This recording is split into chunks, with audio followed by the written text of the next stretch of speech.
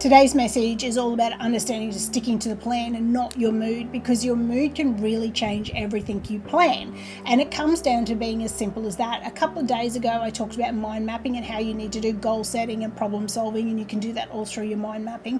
But it's important to understand that your mood can change, and again, as I talked about a couple of days ago, taking on other people's information and what's going on in their life can change your emotions, your mood as well.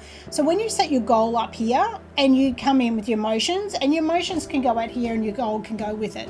So it's important to refocus, reprogram today, reset today, whatever it is. Go back, do some mind mapping. If you've seen that video and thought, oh, I should do that, do it. This is what it's all about today, is understanding that you need to stick to the plan, not the mood. Your emotions will change and fluctuate daily, hourly, minutely, like literally. I know minutely is not a word, but there's one for you.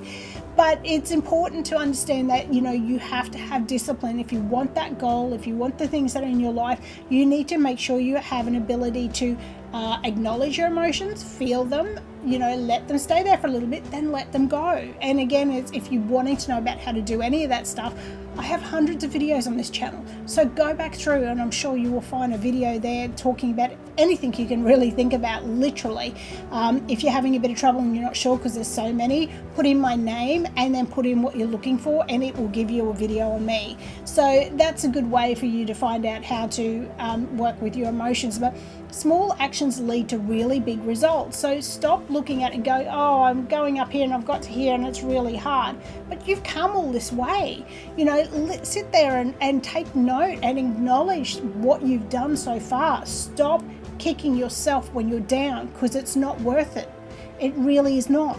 Your emotions can either, and that links into your ego and your intuition, and if you're in your emotions that are negative, you're into your ego and you're going down and going, I can't do this, I'm not good enough, and you start on the negative timeline. That's what really happens. But if you're goal setting and you're like, I'm going up here, and you've got great emotions, what's the first thing you hear, you see?